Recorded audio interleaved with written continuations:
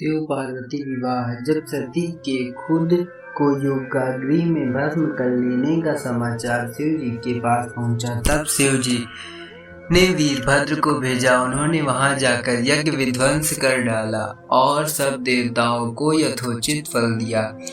सती ने मरते समय शिव जी से यह वर मांगा कि हर जन्म में आप ही मेरे पति हो। इसी कारण उन्होंने हिमाचल के घर जाकर पार्वती का जन्म लिया। जब से पार्वती हिमाचल के घर में जन्म लिया, तब से उनके घर में सुख और संपत्तियां छा गई। पार्वती जी के आने से पर्वत शोभायमान हो गया। जब नारद जी ने ये सब समाचार सुने तो वे हिमाचल पहुँचे। वहां पहुंचकर वे हिमाचल से मिले और हंसकर बोले, तुम्हारी कन्या गुणों की खान है। यह स्वभाव से ही सुंदर, सुशील और शांत है। यह कन्या सुलक्षणों से संपन्न है। यह अपने पति को प्यारी होगी। अब इसमें जो 2-4 गुण हैं वे भी सुन लो।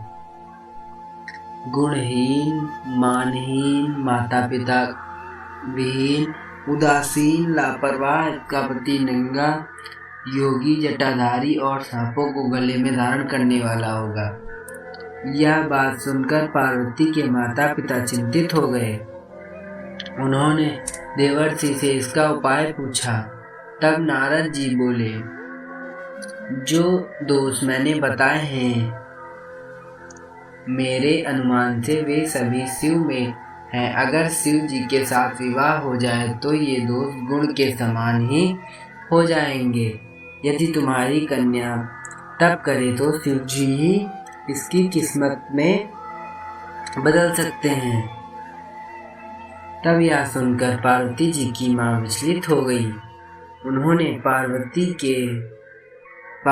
के पिता से कहा, आप अनुकूल घर में ही अपनी पुत्री का विवाह किया जाएगा, क्योंकि पार्वती मुझे प्राणों से अधिक प्रिय है। पार्वती को देखकर मैना का गला भर आया। पार्वती ने अपनी माँ से कहा, माँ, मुझे एक ब्राह्मण ने सपने में कहा कि जो नारद जी ने कहा है तू उसे सत्य समझकर जाकर तप कर। यह तप तेरे लिए दुखों का करने वाला है। उसके बाद माता पिता को बड़ी खुशी से समझाकर पार्वती जी तप करने गई। पार्वती जी ने शिव को पति रूप में पाने के लिए तपस्या आरंभ की, लेकिन शिव को सांसारिक बंधनों में कदापि रुचि नहीं थी। इसलिए पार्वती जी ने अत्यंत कठोर तपस्या की ताकि शिव जी प्रसन्न होकर उनसे विवाह कर लें। जब सप्तऋषि सती की परीक्षा लेने आए, सप्तऋषि ने पार्वती से जाकर पूछा कि तुम किस के लिए इतना कठिन तप कर रही हो। तब पार्वती ने सकुचाते हुए कहा, आप लोग मेरी मूर्खता को सुनकर हंसेंगे।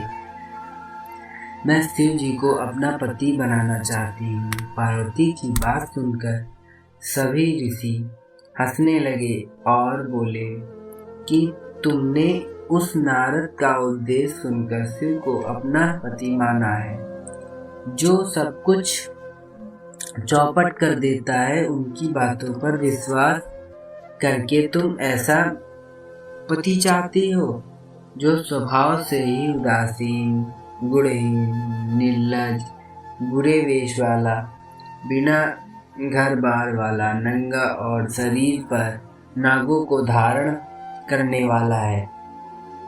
ऐसे वर को मिलने से कहो तुम्हें क्या सुख मिलेगा। अब हमारा कहा मानो, तो हमने तुम्हारे लिए बहुत अच्छा वर चुना है।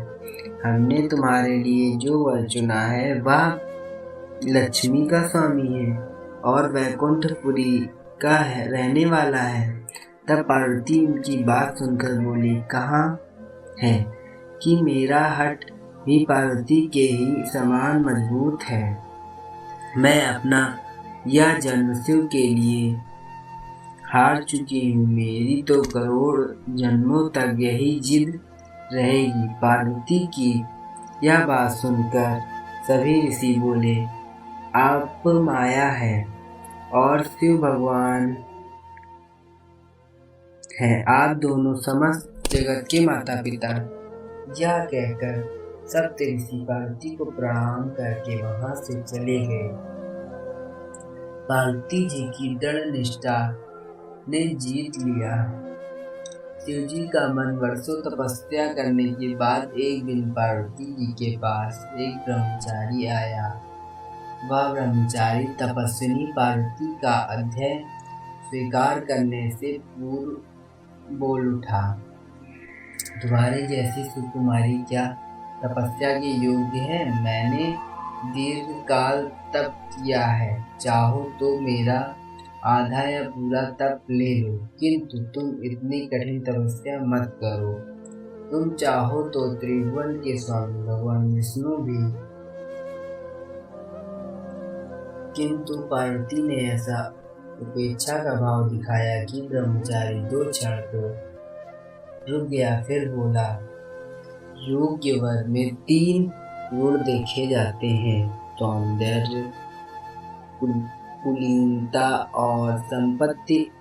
इन तीनों में से शिव के पास एक भी नहीं है। नीलकंठ, त्रिलोचनदार, जटाधारी, विभूति पोते, सांप लपेटे शिव में तुम्हें कहीं सौंदर्य दिखता है? उनकी संपत्ति का तो कहना ही क्या, नग्न रहते हैं।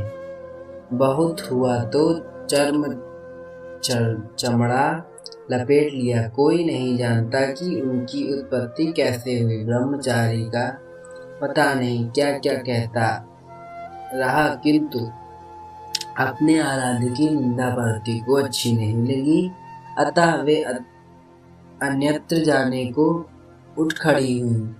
तब शिव उनकी निष्ठा देख ब्रह्मचारी लोग त्याग प्रकट हुए और उनसे विवाह किया। जहाँ दृढ़ लगन, कष्ट सहने का साहस और अटूट आत्मविश्वास हो, वहाँ लक्ष्य की प्राप्ति अवश्य होती है। धन्यवाद दोस्तों। आपको अगर कहानी अच्छी लगी हो तो लाइक, कमेंट और सब्सक्राइब करके जाइएगा। थैंक यू दोस्तों।